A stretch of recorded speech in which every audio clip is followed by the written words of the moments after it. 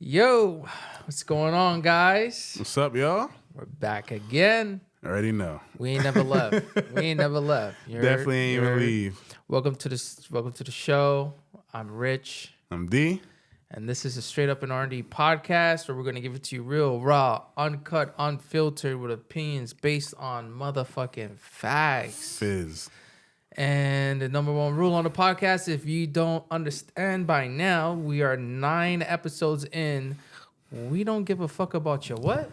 Opinions. Don't give a fuck about your opinions. Still all lots right? of support, though. But still drop, like, comment, subscribe, all that other shit, But we got some breaking news, which to me really isn't breaking news because I always had a feeling anyway. You always had a feeling? Like, I always had a feeling. Like, it's just so, like, I was like, I think. But let me digress. Let me expand some more on this. So, if you've been living under a rock, Diddy has been going under some super hot fire heat lately with these sexual allegations and all of these things that's been going on in the entertainment industry, in the rap industry. And a familiar name has popped up on the scene. He goes by the name of Meek Mills. He's a Philadelphia rapper. Not me. That had beef with the almighty Drake and lost. Definitely lost bad. He also dated Queens-born New York rapper Nicki Minaj. He fumbled with that. Fumbled a bag big time with that. And if you haven't heard, there's a famous line that Drake once said. Is this your world tour or your girls tour? And at the time, he was dating Nicki Minaj. Yeah. So there's a famous line, that's very iconic. If you haven't heard it, listen to Back to Back by Drake. It's a good ass song. The song almost won a Grammy. So, and it almost won a Grammy for a diss track. Okay, that was funny. That's incredible. That's incredible. At that time too, like I remember when that whole beef was happening, I was trying to side with Meek Mill.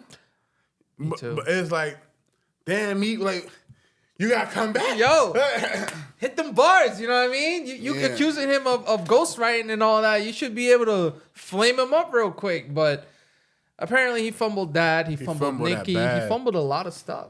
He was locked up doing wheelies on dirt bikes. He fumbled that. Yeah. Like, you a millionaire. What are you doing some stupid stuff like that? You know what I mean? For real. But, so his name is now popped up in the news lately that he was having sexual relations with rapper mogul P Diddy, Puff Daddy, they call him.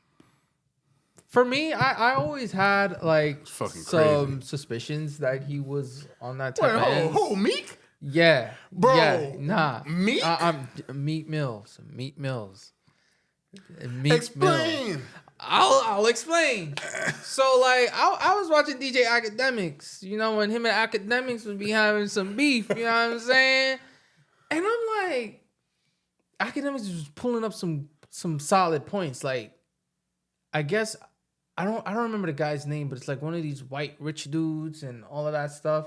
Like, there's some videos of Meek Mill and these rich white people. Fuck. And not Bill Belichick. I don't know the guy, but he was playing golf on one of the instances. Okay. And the guy, I guess he lost a bet and he had to hop like a bunny.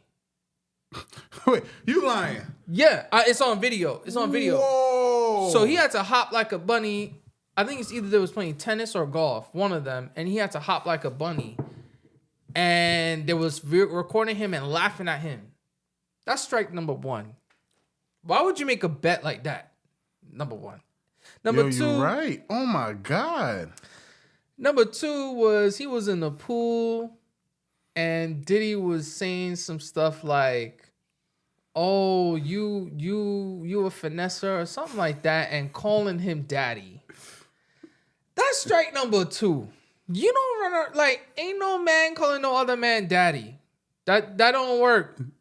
That's strike number 2. That really set me off. I was like, And he in there like embracing the joint in the pool. And I'm like, nah, something wrong with that. Yo, bro, I'm looking at this bunny video. Exactly. It's there. This is what It's there. And I'm like, huh.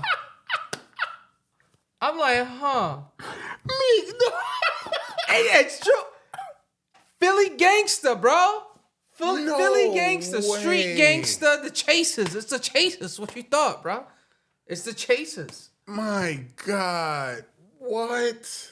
I wish I was lying. I wish I was lying. Like I couldn't even believe it myself. And he's smiling in the camera thinking this shit funny. A damn shame. No wonder why Nicki left him. But anywho. There's another instance where I think it was like, again, these top level execs and all that, and they're like taking pictures. But I think they was all like hugging, but the dude was hugging him from the back. And I'm like, hold up, bro. Like, you don't like, you a quote unquote gangster. Like, why are you having another man hug you from the back like that? Like, you know what I mean? Like, it ain't like a dap and like, you know, the quick hug or something. He's hugging him, holding him from the back. That's gay as shit. That's some questionable shit right there. Bro, I'm stuck on this bunny video. So with all those instances, I had a feeling that, yo, this man probably doing some, him and French Montana, by the way. Him and that man, he probably doing some funny shit. Some real funny shit. Wait, where French come through? French is on that shit with Diddy too. I can guarantee you, French Montana's name is gonna pop up real soon. He's next. He is next. Yo, French Montana is gonna pop up. Say it ain't so French. Yo. This whole Diddy thing is gonna expose a lot of people, man. It's gonna expose people. But, there was some court documents that came out that, kind of implicate that Meek Mills was with with Diddy. And Diddy out here, explicitly saying, some of the stuff that they was doing. Who was the guy's name? Stevie J or who? Yeah, Stevie J. Stevie J, doing some stuff with another man. Look, I don't care who sleeps with who. I don't give a crap, but like I have my suspicions. And I'm like, if you're with Nicki Minaj and some way, somehow you screw that up, and you screwed up so bad that she ended up going back with her previous some no-name nigga, bro. Some no-name dude who has a crazy criminal past. Okay? I ain't want to mention that. If you want to know more about it, you can Google it. Google is a She said this man is better. This man better than Meek, but go ahead. Because I feel like she knew. She probably found out. And was like, I'm going to take it to the grave of me, Meek, but I can't have that in my house. So I'd rather be with this man who got this criminal past than be with a man who's doing that, getting bent over type shit. Bent over the couch like Will Smith. Like, come on, man. Come on. Like, what's up with all this stuff that's going on lately? Like, it's a lot of stuff is coming out, man. A lot of stuff is coming out. And look, my whole thing is if you gay, just say you gay. Like, what's the problem? It's 2024 now. If you gay, say you gay. Stop hiding it, bro. Like, I don't understand. Bro, not Meek, though. But Meek is on the list. And I know French Montana name gonna come out, and then Lil Baby name gonna come out. I'm telling you. Lil Baby too? I'm telling you. Bro, why I'm telling you. I'm telling you, bro. I'm telling you, man. Yo, Lil Baby, man. Yo, your favorite rapper, it is coming. A favorite rapper. Your favorite rapper is next. I'm telling you. All right, so here's my thing. We should all know there's fishy shit happening in Hollywood. You know what I'm saying? The cost for success for some people, the cost is high. So do I believe that, regardless of this situation with P Diddy and Meek, that there's definitely men bending over to get this award or get the higher pay raise or just to get the extra movie? Of course. Of course. That should happen. That shit happens all the time. Mm-hmm. And Meek, I'm not going to hold you, bro. You could deny this all you want. But I just want to know why your name was mentioned. I just want to know, like, what were you doing? How often you was hanging around Diddy for your name to be brought up? It's there for a reason. Either you was at his house all the time. Let's say y'all together frequently. Y'all in the same circle. It's like your name was brought up for some reason. Even if you say it ain't true. Why is your name brought up, bro? He got to clarify that shit. How the hell you... My nigga... Oh, shit. I can say the N-word. But anyway, like, I've been going crazy. But, like... Bro, like... How do you clarify that? Like, what can you say to the public to make them believe you? Because Diddy already caught up with some shit. Mm-hmm. Now, for you to be mixed in with Diddy... Offer some... Oh, Jesus, I can't even say it. Off of this? Like, some gay shit? Like... I mean, like, look, nothing against the gay people. Nothing against them. You do however you want to do. But, like, again, like I was saying, if you're gay, just say you're gay. This is Meek Mill. The reason why this is Meek Mill. Yo, made some hits. I'm big Philly gangster. So now you trapped in a closet? Or like, and you know what I'm saying? Out, and again, bro, if that's you, that's you. But like, it's like, what are you doing? Just, it's like, where the morals at? You doing this just to like up your career? Like, are you doing this because you're honestly gay, which is fine? Or are you doing this because you like, hey, I want this song to be a hit, or I want this award, or like, you want Diddy to like fund your project, whatever. So I'm going to bend over so I can get the funding money. You know what I'm saying? Like, yeah, I get you. You know what I mean? Like, if you doing that, it's like, damn, bro. Success, you should never have to pay that price for success. Like, does that mean you're a good artist, though? Like, you know what I'm saying? Like, questions your talents. Bro, I would rather be broke, homeless, than some man tell me to bend over. You know what I'm saying? But if you realistically are gay and you found Diddy attractive, that's fine. That's cool. That's fine. Like, then, you know, do your thing. But to do that just because that's how bad you want to be successful, like, fuck is going on here? So that got me thinking now too, bro. Bro, there's always people that's underrated that you be like, damn, how was so-and-so not bigger than this? Yo, like, this man is hilarious. He should be on a bigger platform. Like, for me, like, Earthquake. You know Earthquake, right? No, who's that? Earthquake is the comedian. He's hilarious. I think he should be on a bigger platform. I feel like he should be, this is just my opinion, he should be on the level of like a Kevin Hart, Chris Rock. You know what I'm saying? Mm-hmm. Not accusing Kevin Hart, Chris Rock of anything, but I feel like he should be a bigger comedian than he is. But I'm starting to see, like, maybe he wasn't willing to sell his soul or do the other shit that these other rappers are trying to do to become famous. Maybe he's like, you know what? If I gotta do all of that to become bigger, I'm good where I'm at. Mm-hmm. So I'm thinking maybe some people that are underrated, criminally underrated, maybe they're not willing to do what these other motherfuckers did to get famous. Mm-hmm. So they're just gonna stay there.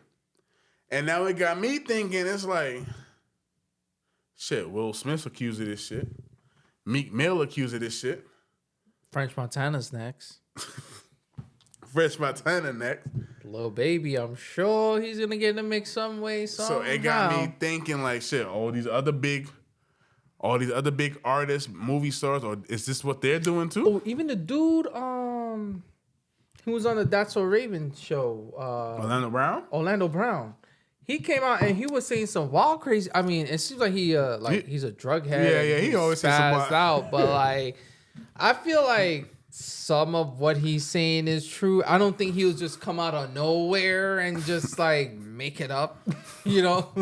Because I mean, nah, he wild. He be wild. He was talking about that Diddy stuff before Diddy situation blew up. Wait, really? Yes, he was in an interview and he was saying, "Oh, Diddy, you gave me that ushkash mushkash something like," and he's licking his lips and he's like, "Yo, Diddy, I love you."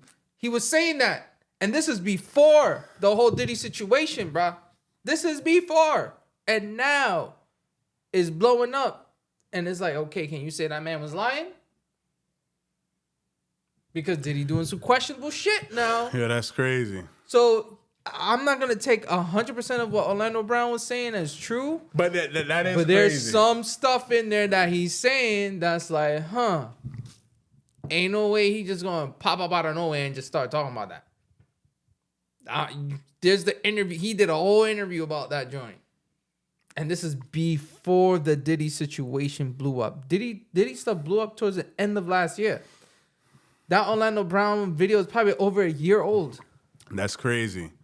That is honestly really, that shit probably about to start recirculating now. Yeah. Or if not already. It's going to pop up. People want to blow it up. Because right now, people kind of like brushing him off as like a drug head, whatever, pothead, druggie. And he's just saying shit. And he's spazzing out while he's high. But nah, there's another recent interview. He was talking about some other stuff, naming people, name dropping. I don't remember all the names, but he did mention Diddy. And he mentioned that it's a thing that they do in the industry. And the court documents that, mentions Meek Mill and stuff, states that Diddy says, "Oh, Stevie J does it. Here's a photo." Right. This is what we couldn't do see the with- photo, but bro, fucking the photos out there.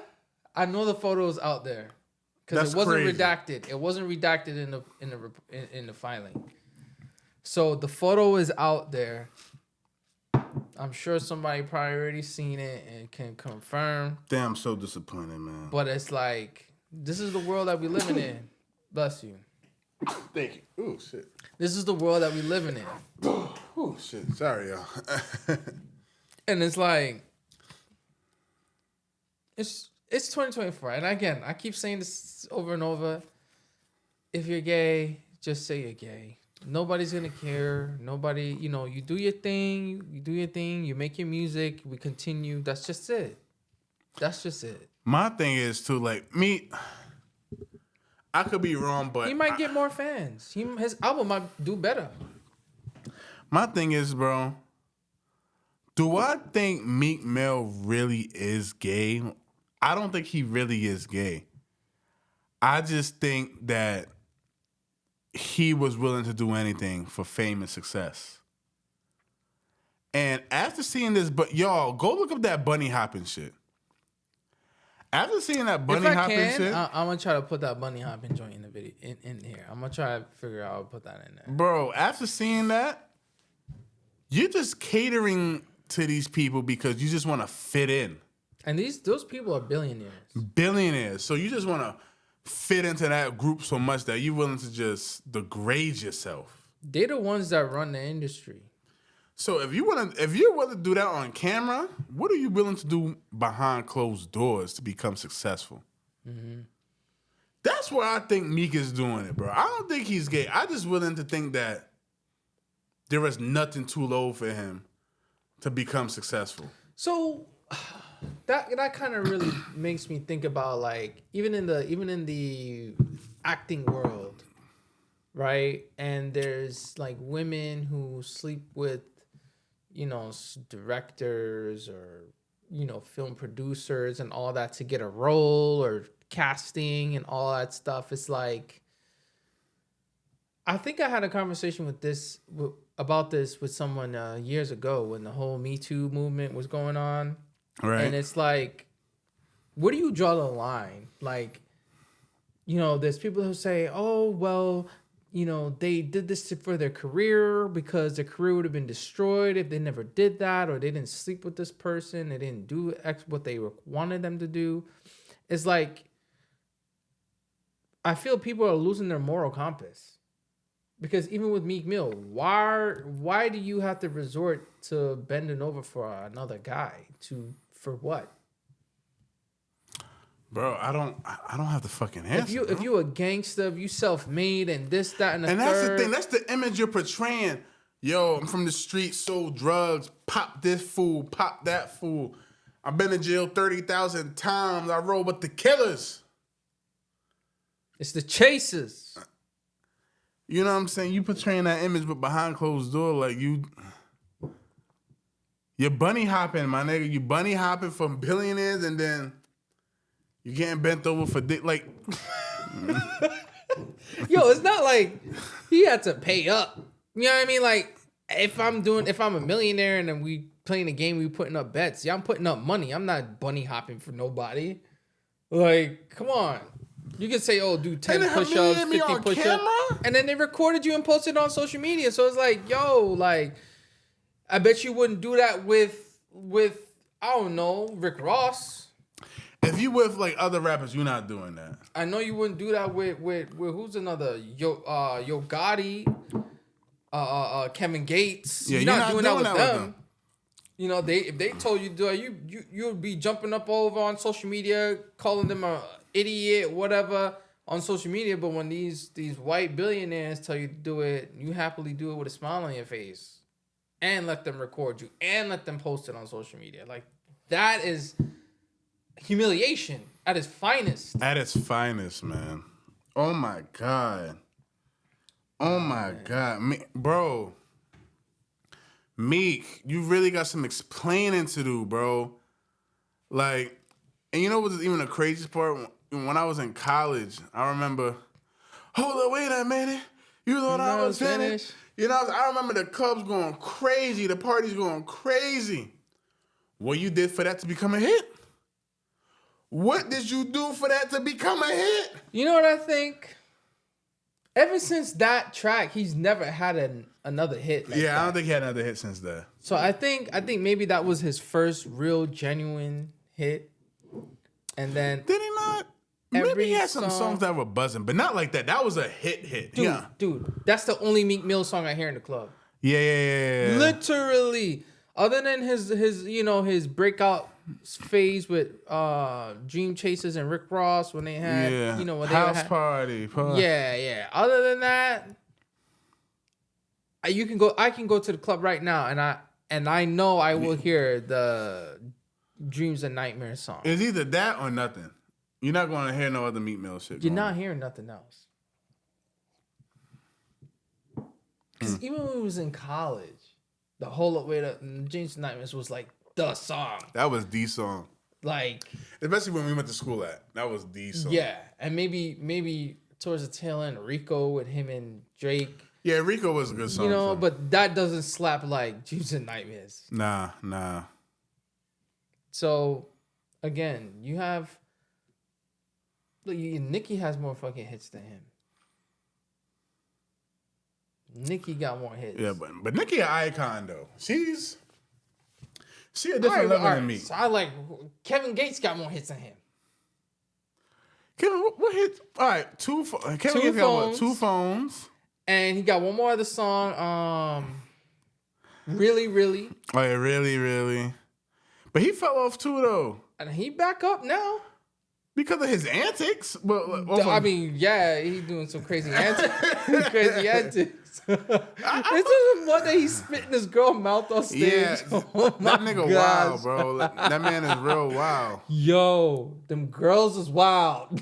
They wild. They wild. That shit was crazy. But nah, like he really haven't had anything. Nah. And the pocket that he's in is more of that gangster rap shit.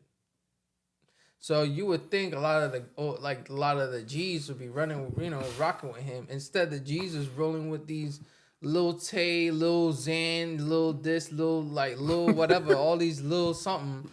They tracks is harder than this man, and he's supposed to be that Philly dude that stepped out and made it. You know what's crazy too? I heard Academics say this. Yo, shout out DJ Academics.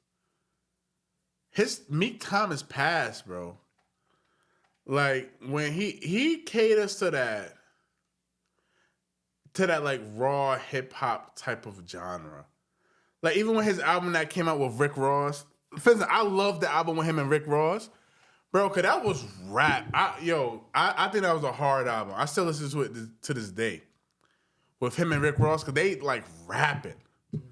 You know what I'm saying? But it's none of the shit that's popular today. You know what I'm saying? I don't even know the numbers on that album, but I bet you it's so low. Nah, the numbers are gonna be low because yeah, they're not relevant in today's music. I think they can be like I'm trying to think. Like look at Drake. Drake does everything. Drake does everything. Okay, Drake does everything. He does the pop, the Spanish, the reggaeton, the R&B. He does everything. Shit, he dipped in reggae a little bit. I can't reggae. I can't use Drake. Drake is everywhere, bro. Who could I use? Like who's like another like rapper that's still relevant? A rapper that's like yeah, like that's still relevant. That you know who? Like let me see if I can go through my playlist. To me, given how much features and how much collabs Meek Mill had, he should still be pretty much relevant. You got DDG, a freaking YouTuber who's like more popular than him. But DDG had that one hit Moonwalking with Michael Jackson, but other than that, what else he got? I mean, I don't listen to the guy. He's just a YouTuber. I don't listen to the guy, but I see he dating, you know, he in the mix. But like, I feel Meek Mill was supposed to be that artist that he's a real rapper and he's flexible to jump on a reggaeton beat, to jump on a reggae beat. Not the way he raps. I think look at the Migos. There we go. The Migos. All right, the Migos. They're quote unquote Atlanta goons, this, that, whatever you want to call them, blah, blah, blah, Offset. But I feel like they had a different rapping style than Meek, though. But still, they could rap on anything. They could do they can make the melodies and they could still rap and have the gangster shit in the mix. You know what I'm saying? Mm-hmm. Meek Mill could do the same thing, too. He was with Nicki Minaj. They made songs together. He had like an R&B type of song with Nicki Minaj. Like a love type of song. He was rapping on it. You know what I mean? Yeah, but... So it's like he was in a nice pocket because he has tracks with Wayne, tracks with Ross, tracks with Drake, tracks with Nicki, tracks with French. Come on, bro. He did. That's damn near all the popular ones. But Meek never switched up his style. Like it was the same Philly rap type shit. You know what I'm saying? He never cared. The thing with me, I don't think he really cared to try anything. Wale, he even had songs with Wale, O'Malley. Right, O'Malley. Come on, dog. There's still a big pocket for that. The streets want to hear that. They don't want to hear you and a TikToker singing on a track now. I don't think Meek. They don't want to see you bunny hopping on TikTok too. No, you're right. Look, like I said, Meek never cared to switch up his style, bro. Yo, you see like how we said I was Drake? riding for Meek back in the day. I was like, he's real. Like this is some real gutter shit. Like that's what you know what I mean? My roommate and I. What's crazy? My roommate and I at the time when Drake and him was beefing. Big Drake fan, but I'm here riding for Meek. Cause I'm like, yo, there's some real gutter street shit. So that's the type of shit I gravitate to. But when I'm thinking, like, he never tried to change up his style. Drake did. Drake tried to be in every genre. He tried different rapping styles, the singing shit. Did Meek? Meek just still... I mean, like, I understand it. Look at Jay. Jay still rap. He don't sing. He don't...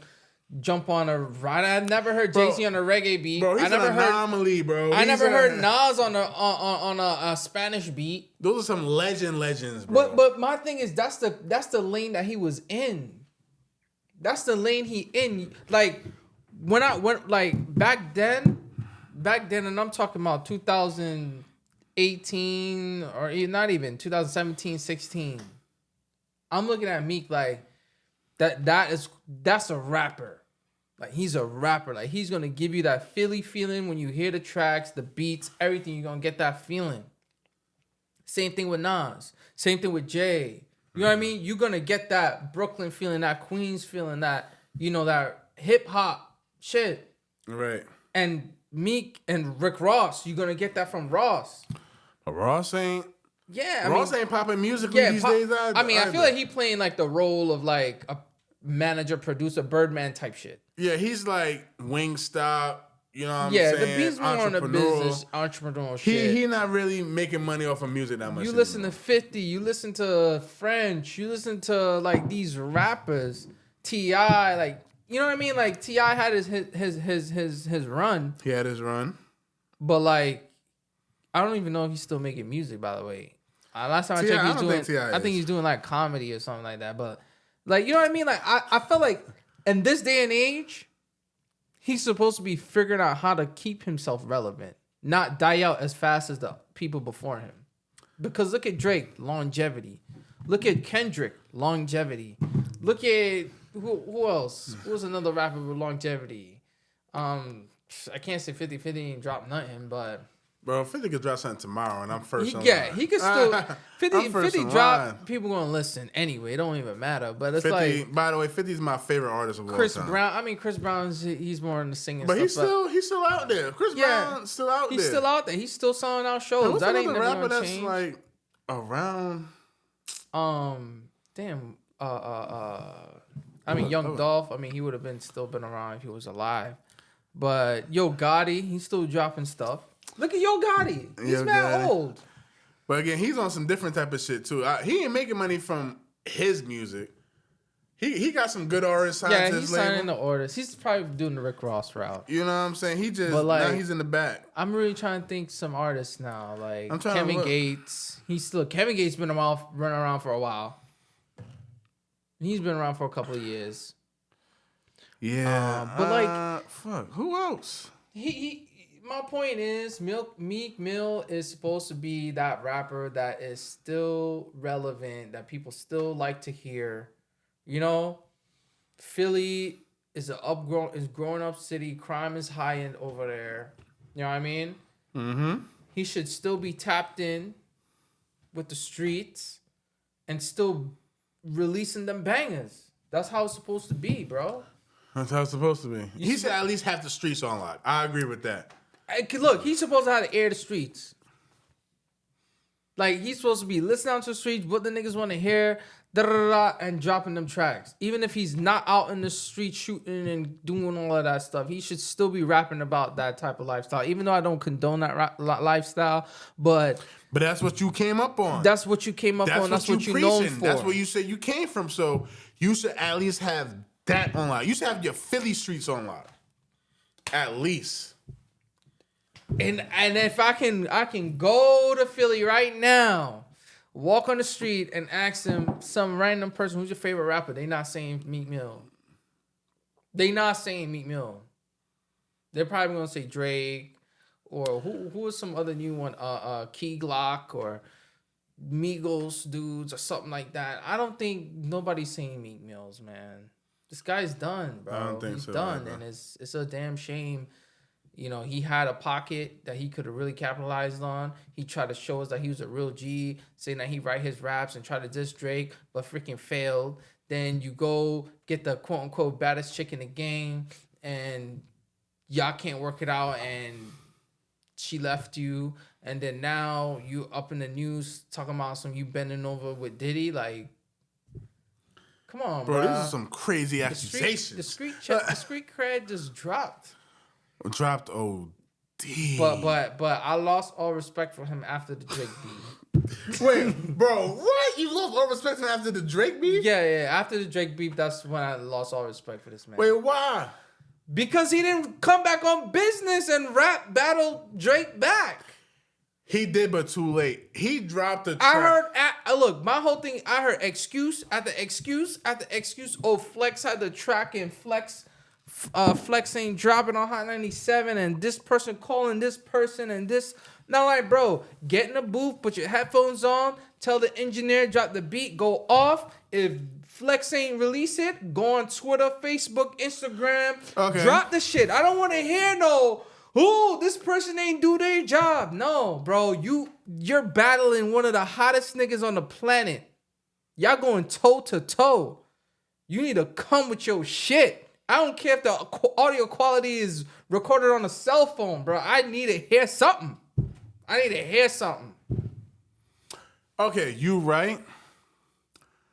But I do remember Meek dropping the diss track. That shit was ass. And it was ass. And then he dropped another track after the Drake diss track, but he dropped it way too late. And it was good. It was like off I remember when I was in school, it was like he dropped like an EP with a couple of songs. War Ready? It was something like that. I can't remember the name of it. But it was too late, Meek. It was too late. Drake already won the battle. Dude. He was already nominated for the Grammy. Like, yo, if Drake was so prepared, what was it? It was within hours. I remember it was like a situation where it's like Meek came out, said some shit. Drake dropped the track. Meek dropped the track. Then Drake dropped another track.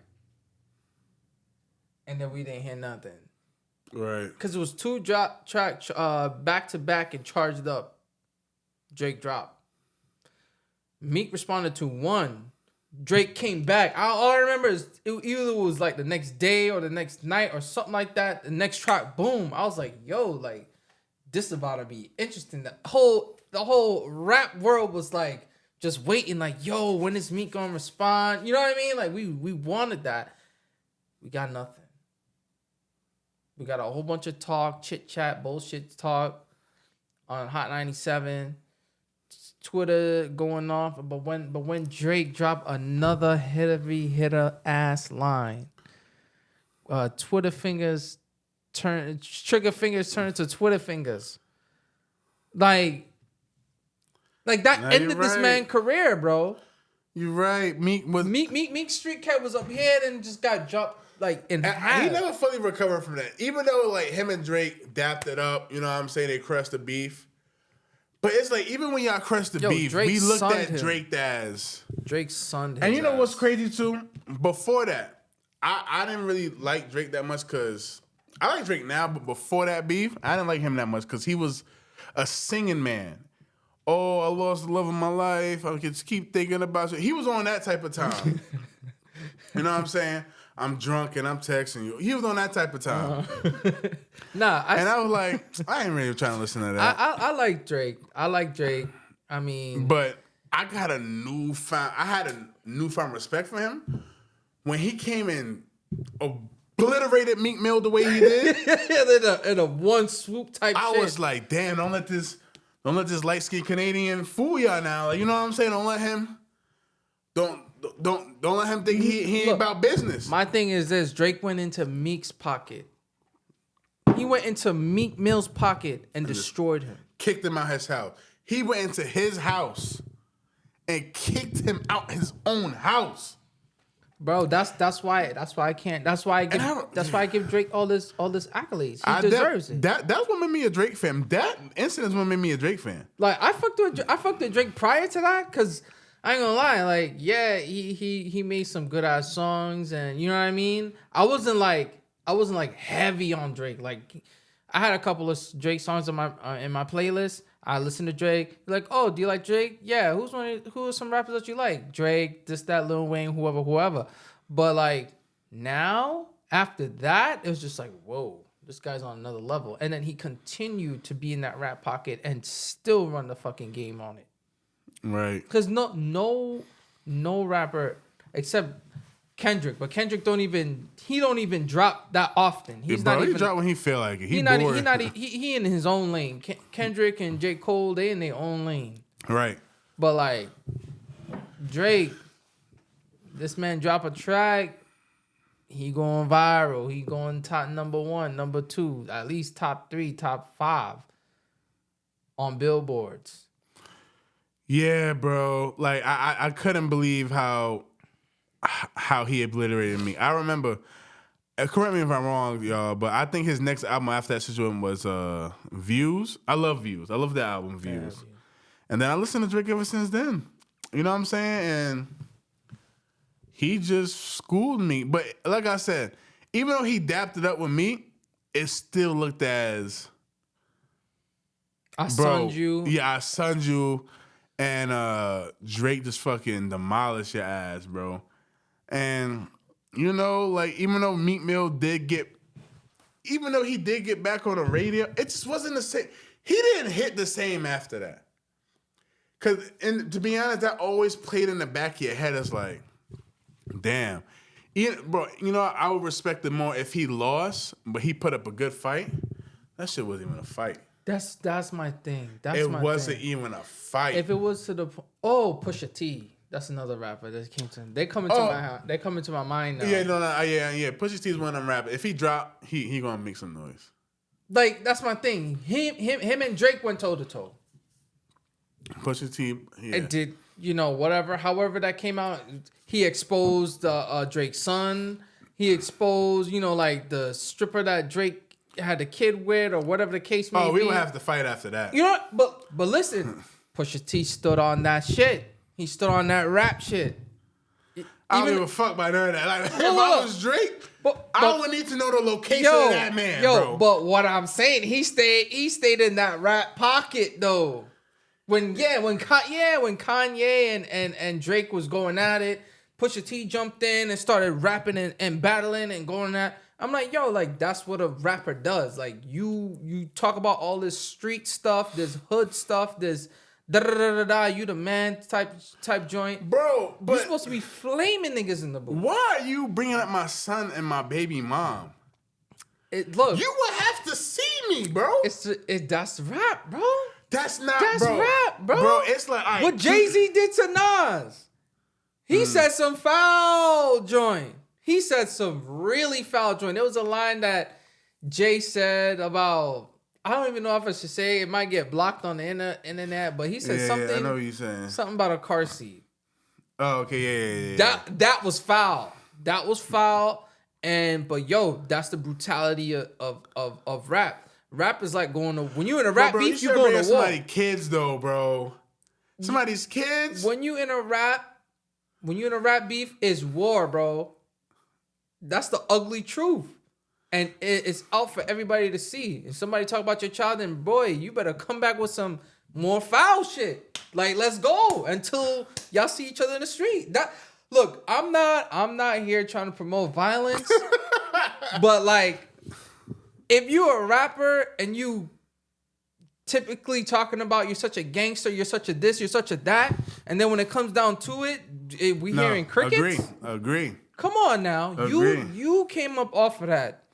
If you talking about spinning the block, shooting holding up this, 30 robbing Glocks, this and that, you keep that same energy. You live in that lifestyle. You rapping about that lifestyle that you live allegedly. You should be able to go toe to toe with anybody that comes in the arena with you. Straight up. You for real. Like if you talking that shit, bro. That's keep like that energy. That's like look. Rapping is a sport. There's people who do rap battles.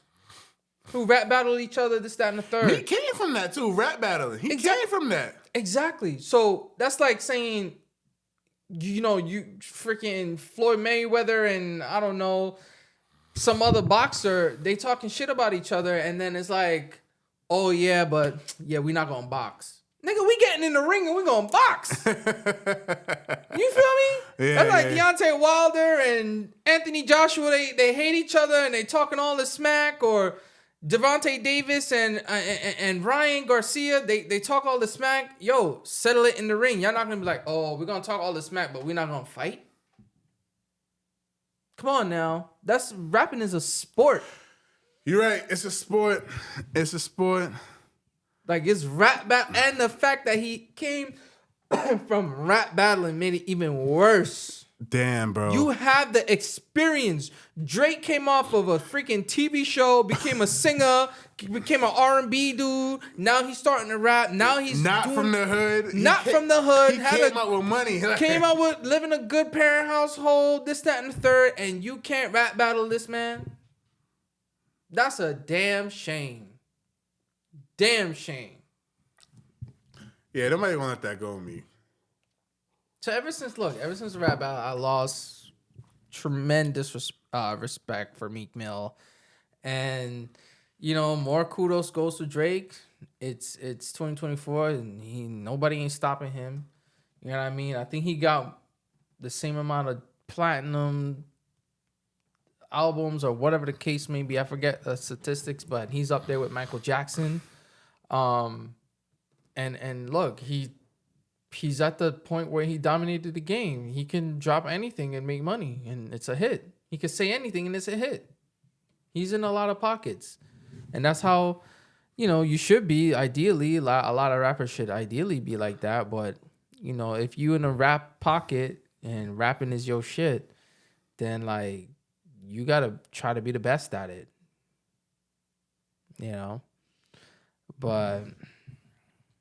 Yeah. It's been a sad couple of years for Meek Mill, and this you for real? Nah, like this Diddy situation with him is just gonna like put him in his grave.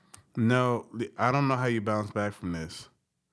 I really don't know. And the thing about it too, like even if it comes out to like, oh, this ain't true, the accusations itself, like it'll be something if he came out and was like, yo, this is not true, like, take my name out your mouth or something like that. But, you know what I mean? Yeah, I always have the question, like, yo, how was your name, like, why is your name being brought up? Like, gay, bro. That's just it. Being around that. But a lot more names gonna get exposed. Your favorite rapper is next, guys. Tell you that right now. I hope not. They gotta be some authentic rappers out there who like successful on their own. Nah, the thing is they don't get the recognition. Okay, other than Kendrick, we know he's authentic. Yeah, I think Kendrick or J. Cole. J. Cole, authentic. Absol, authentic. You know what I mean? Those are like rappers.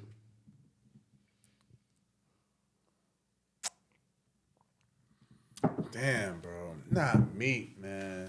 But there's no way he's gonna keep quiet about this and people just gonna blow it under the rug. Yeah. There is no, cause this is something big, bro. Like your name is attached to Diddy, who's going through so much legal shit that you can't even count on no more. Like Diddy is going through a lot of legal shit. Yeah, and now your name is attached to him. Diddy's career is over. Yo, young Miami still with him? I guess. I ain't hear nothing. I ain't hear that she left him. Yo, Diddy's career is DOA or EOL. Dead on arrival, end of life, however we want to call it, man. That shit is just sad. But enough about Meek Mill. I mean, biggest disappointment in rap history. God damn. He had his run. He gave us some good tracks. He gave us some good music. I ain't gonna hold you. I like some of the songs. To this day, I still listen to some of them. I like Monster. Yeah, Monster. That's a good song. I like Dreams and Nightmares and a couple others. But, like, it's over. It's over. Yeah, me. I don't know what to tell you, man. I'm so disappointed. I hope you save some of your money. Just invest in your money. Do something else, bro. The industry, you done in the industry. Who's going to collab with you? Who's going to collab with him?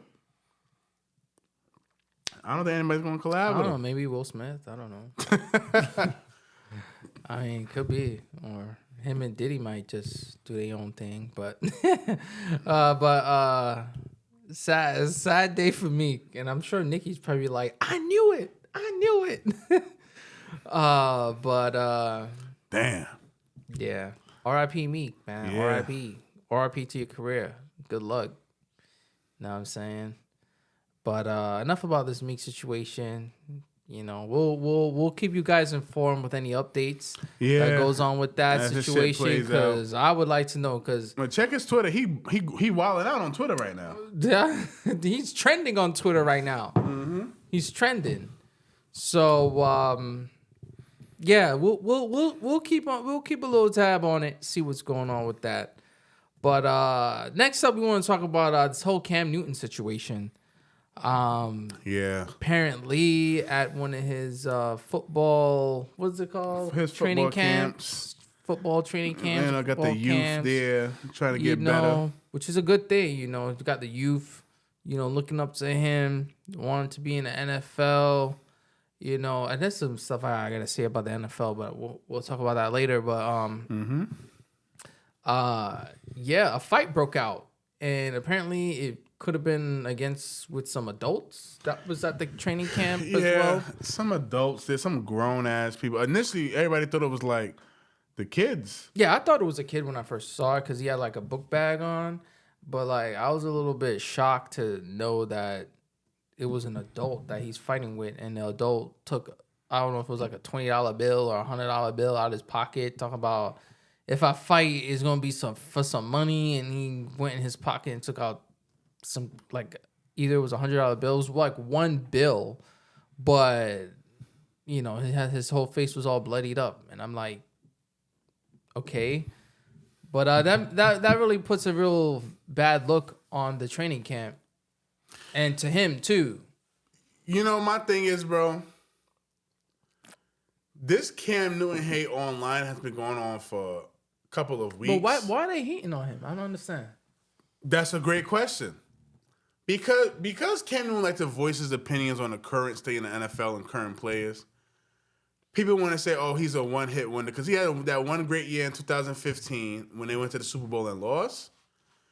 People want to say that he wasn't like a successful quarterback. But I mean, like, all right, so what? This guy's a Heisman Trophy winner in college, number 1 overall pick, NFL MVP, took his team to the playoffs more than once, got to the Super Bowl. Like, he know what he was doing. His career was cut short because of injuries. But, like, this guy was a success. Could have been in the Hall of Fame if he played a little longer. This guy was a success. Mm-hmm. And I think people hate him because of, like, how his personality was when he was playing. Like, he was, like, dancing in front of the cameras, He wasn't your typical quarterback, like how Tom Brady is, he says the politically correct shit. Cam spoke his mind. Cam was just... Nah, I mean, he reminds me of what's another guy that... Well, no, they're not QBs. They're more like running backs or whatever. But no, that's a good point. He had a personality of somebody other than the quarterback. Yeah. Which is fine. So people just want to disrespect him a lot. So now get to the football camp. But my thing is to get to the Super Bowl. That shit is not easy. Bro, to get to the NFL. Like, getting to the NFL is super hard, and then becoming a black QB is even harder. And then getting to the Super Bowl, that's even hard. Like, whether you win or lose, like, yeah, you may get there, but bro, ain't nobody can talk to you and say, well, I got to the Super Bowl, bro. Exactly. Like, that's a special moment. Like, when you get to the Super Bowl, like, only a few people who get to experience that. Yeah, you got QBs that go their whole career and never get to the Super Bowl. So it's like, shoot. And from what I don't know all about football and all the things. Them playoff games is like hella hard. Like, y'all don't even get that many chances. Bro, you got players like Brandon Marshall. No disrespect to Brandon Marshall. He never experienced the NFL playoffs. Damn, I didn't know that. He played, I don't even know, like 15 or more years. But he played double-digit years in the NFL. He never made it to the playoffs. That's how hard it is in the league. But anyway, he's there. as a former NFL quarterback at a football camp giving knowledge to the youth. Everybody should be going to him and just soaking in all the information they can get out of him. But y'all decide to go jump him. If it was Eli, Peyton Manning camp, I heard Shannon Sharp say that. Would they have done that? Hell no. But you do the Cam Newton because he's a black quarterback.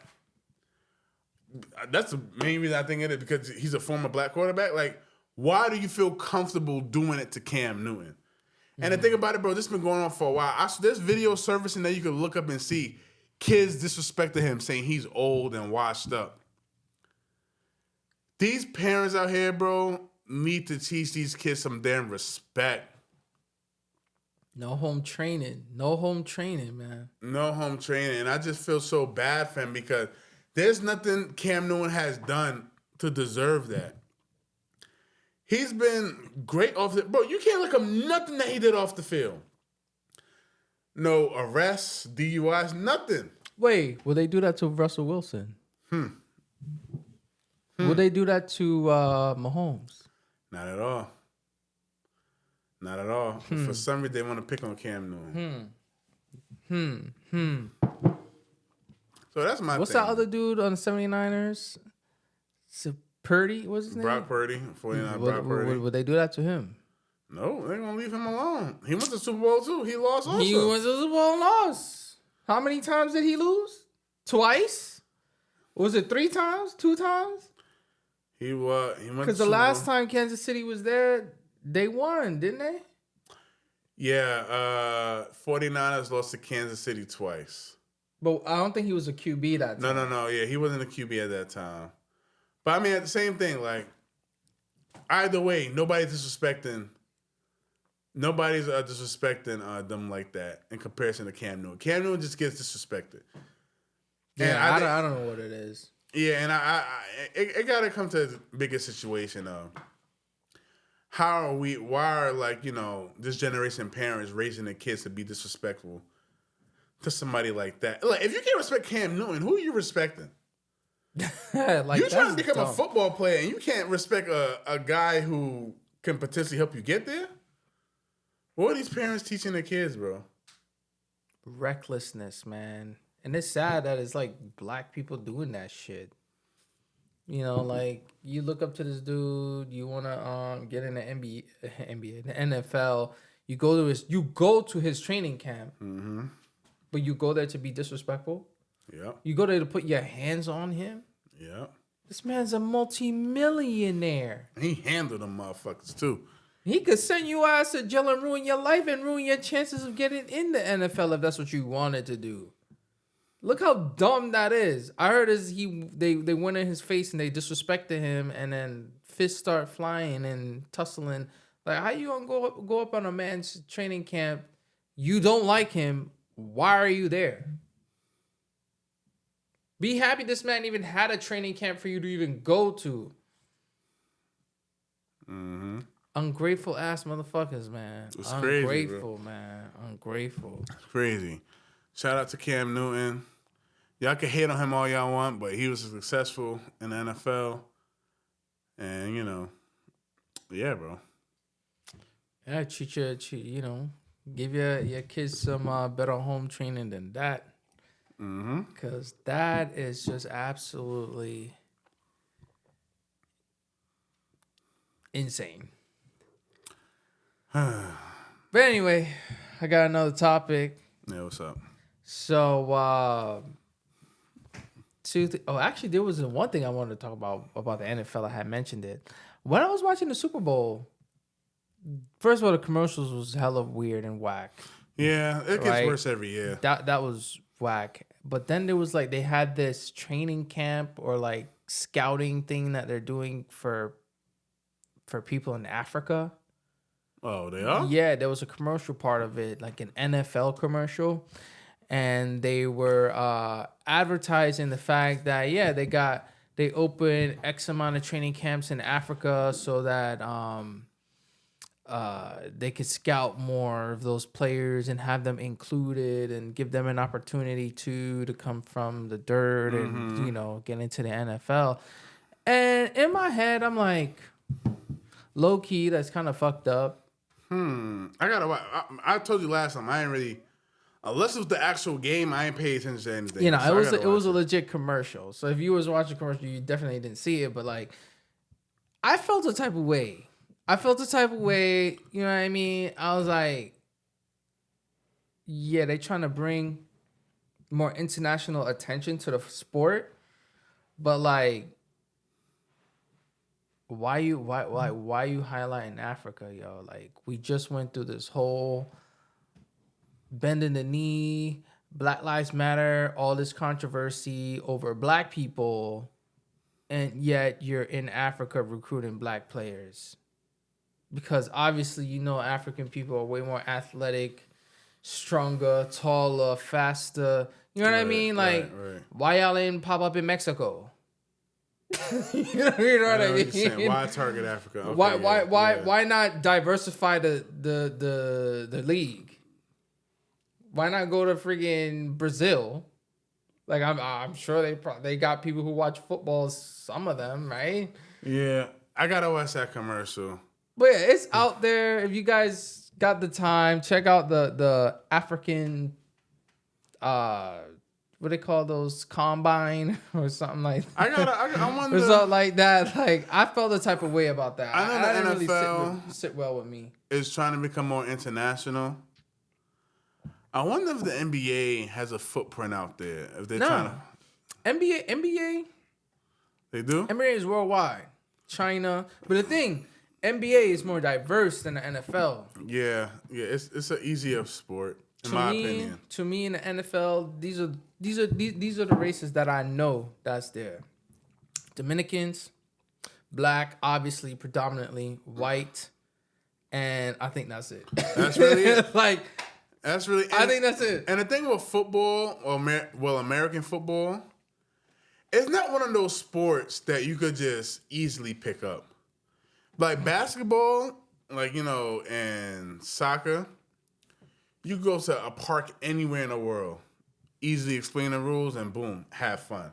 Mm-hmm. Basketball, main thing is just put the ball in the hoop, and that's it. Football is so many rules, and in my opinion, it's just a little bit more difficult to understand, and on top of that, it's barbaric, that you can't just expect other countries to just easily understand that. That's my opinion. Yeah, basketball, soccer, those are like more easier, more accessible sports for people to play. Tennis or like baseball, like those are like more accessible and people can pick that up faster. The rules are a little bit more simpler. You know what I'm saying? But football, look, I will be honest. The first time I started playing football was when I used to live in Georgia. I used to live out there, and that's when I started playing football, and I understood a little bit about the game and all that.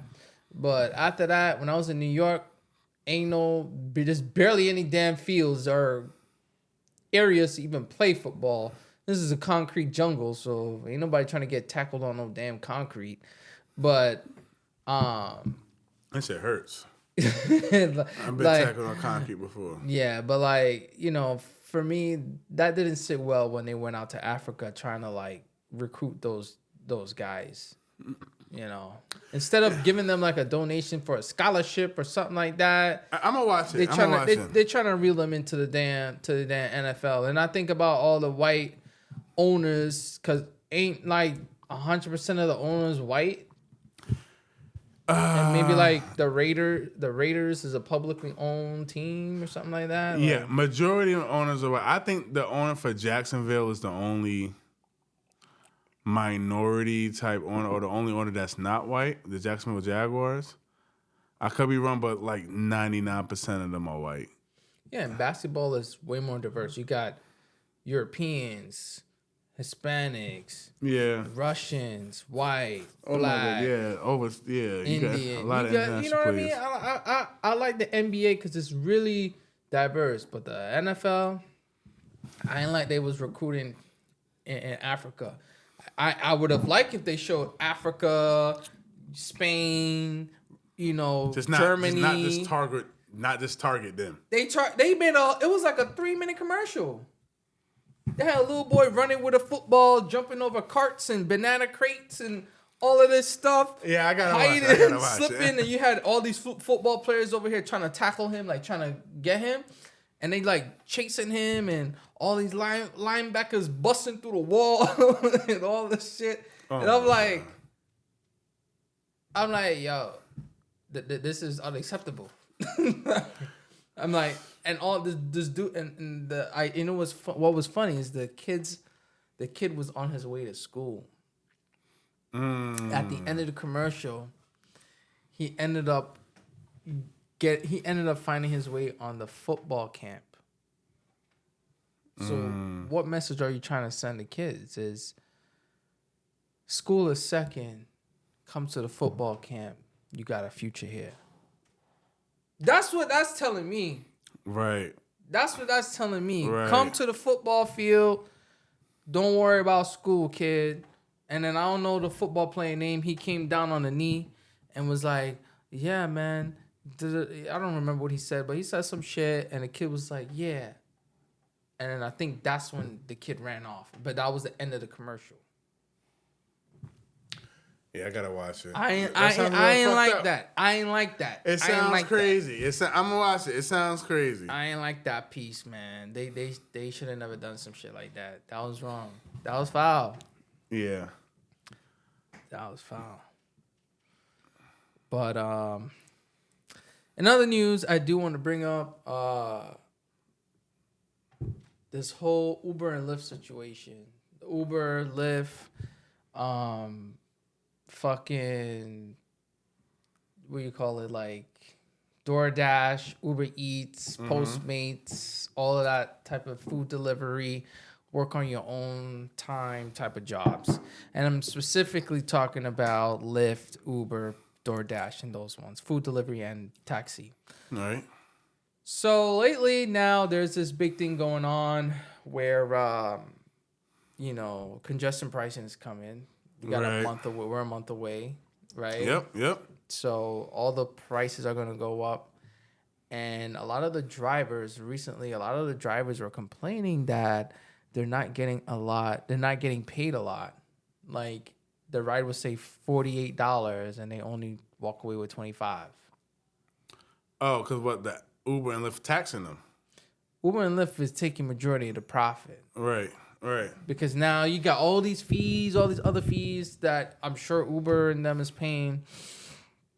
And then they want to make their profit. You know what I mean? And then the driver doesn't get a tip, or they're hoping that they get a tip from the rider. But from the rider's perspective, if I'm paying $48 for a 20-minute drive, the likelihood of me tipping you is pretty damn slim. Because from my house to the airport, that's $80. And that's only a 35-minute drive. Bro, I remember one time I paid $50 from my house to the airport, and that's shit. Yeah, but you're right there. Yeah, I remember. Yeah, shit. When I came in from Colombia, and I was like, "What the fuck? $50?" Yeah. Yeah. So they've been crying and complaining about the wages and stuff, but way back when Uber and Lyft came out, I always thought, I was like, I was forward. Oh yeah, let people do the job. I wasn't thinking in the sense that they should have been more restrictive on the amount of people that can do it. Amount of people that can do it on Uber and Lyft and just delivery. Not like anybody could do it with a car. Yeah, like they should have it to say like every year they allow X amount of people. Okay. Or every 5 years, or every 10 or 3 years. Well, it's like that in a job market. Like a company could hire for 3 positions, and whoever gets it gets it. Everybody else, better luck next time. Better luck next time. Because my thing is now, I think the reason why they're not getting paid is because, think about it, supply and demand. If you have all these damn drivers and the demand is not meeting the supply, you're going to have an excess of drivers that's not making any money. Yeah. So Uber, Lyft, and those people got to compensate and cut costs however they can. And I remember when Uber and all that stuff, ride sharing came into the mix. It was groundbreaking. It was like, damn, but the purpose was this. Like, you can work when you want, you're your own boss. And it's a side gig. Meaning it's a side gig. You have a car, you came home from work, or it's the weekend, you're not doing anything. You can hop in your car and just make a couple extra dollars while you're not doing nothing. Right. Now it's become a 9-to-5 full-time job for damn near every taxi driver or taxi service in New York City. Oh, yeah, because it's still competing with those yellow cabs. Those yellow cabs are 9 to 5. Those yellow cabs are 9 to 5 or whatever, but they only run in Manhattan.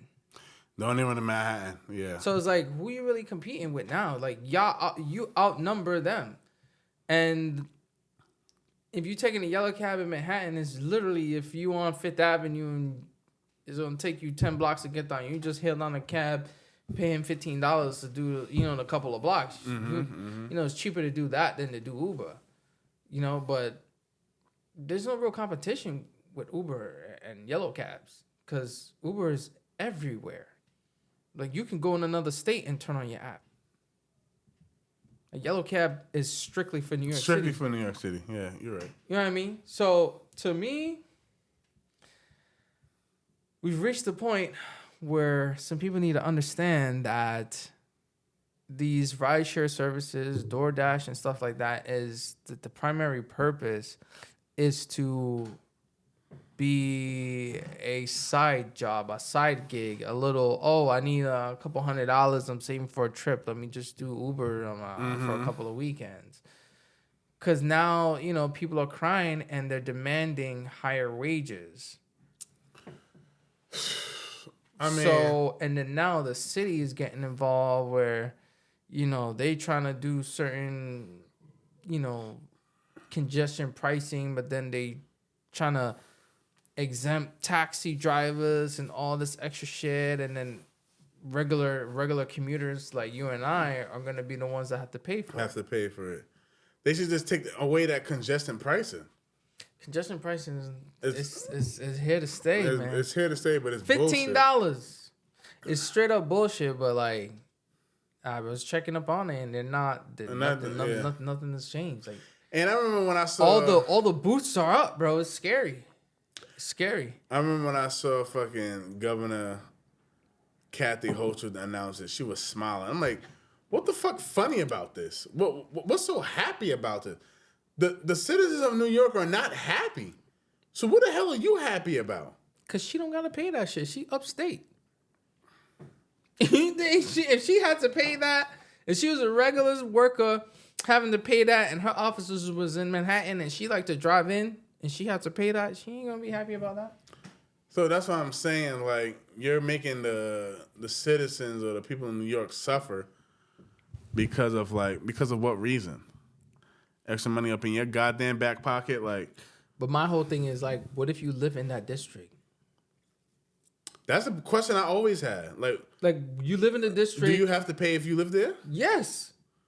That's crazy. $15 per day.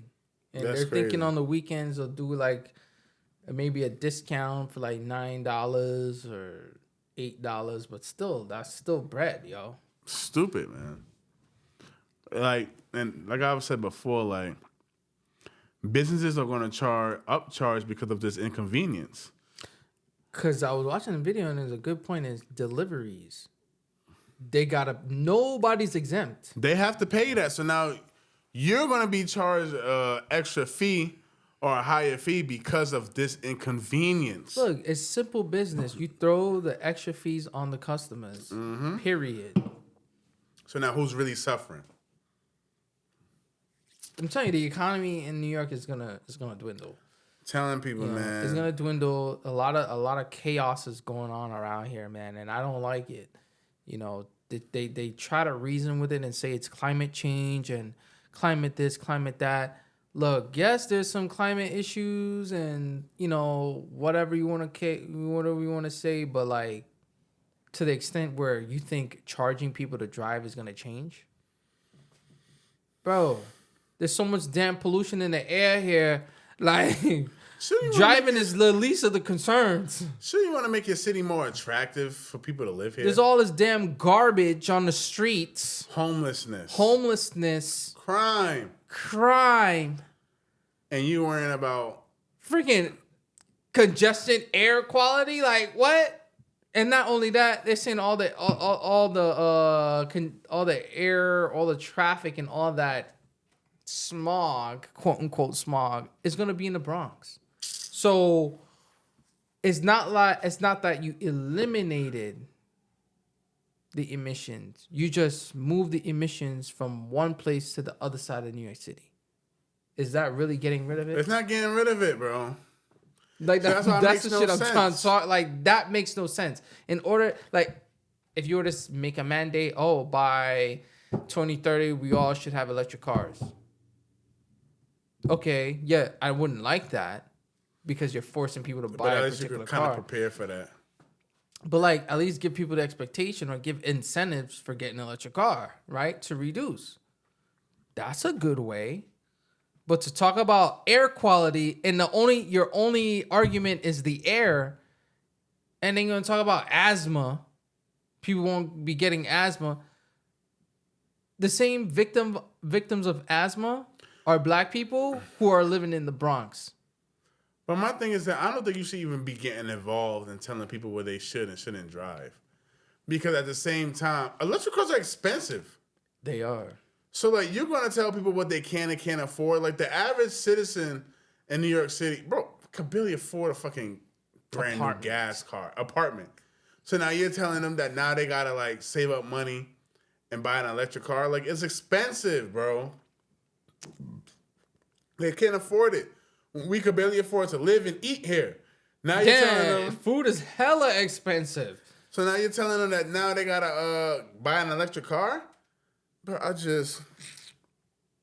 absolutely asinine. Pray for us New Yorkers, yo. R.I.P. to New York City, man. You got what was this whole I see there's a lot of outrage on the migrants getting the credit cards or debit cards, something like that. Food cards for them to go buy whatever they want. And it's just like, damn, you got homeless people out here, you got regular citizens shelters up to the max, and you know what I mean? Some people genuinely trying to get their life on track. I'm not saying that every single homeless New Yorker and all of that is trying to get their life on track. There's people out there that's trying to do it for real, and they're getting overlooked. You know, people trying to get affordable housing, and they've been waiting 10 years. And then somebody come in and they move into a luxury apartment, and it's just like, hey, they got first dibs. Mm-hmm. Man, city's fucked up, bro. Yeah, it's fucked up, bro. It's really fucked up. Really fucked up, man. Yeah, I mean, those of you who've been to New York or know about New York, this is a lot of shit that's happening. We got about 31 days until congestion pricing is officially active. In New York City, about to be really crowded. You got so much crime on the subways. People getting drop kicked on the tracks. People just hopping on the tracks and walking, and the train is coming, and they don't care. You know, train derailments. We had 3 already, and we've only been 2 months in, about to be 3 months into the new year. We had 3 derailments already. Bro, they're not preparing for that. I know there's no way they're preparing for that. And you know, crime is high. We got robberies going on. People getting stabbed in the train. Homeless people, you know, defecating on the train. And it's like, you know, they want to push us all on the train, in the subway, and on the bus. It just doesn't work. I tried it. I used to take the bus. I used to take the train. And it's just not for me. It just doesn't work. It does not work. It's not more green. It's not more efficient. It's not more none of that crap. It's more dangerous. It's unsafe. It's more time consuming. And I'm gonna tell you this: I'm not gonna jump on no bicycle to ride to work. That's not happening. Right.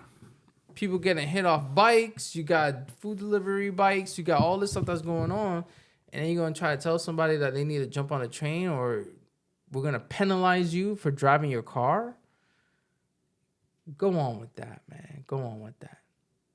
But hopefully somebody comes out and protests against that, and they turn it off. Yeah, or deactivate it. But we'll see. They need to get these cameras up out of here, man. Yeah, license plate readers, all that crap. At least, yeah, this was 24 hours. At least go back to when they were like timed, you know. But whatever. Yeah. Well, you got anything else? Nah, just please like, comment, and subscribe, and interact with us. Love to read your comments on our next episode, and get some live reactions from us.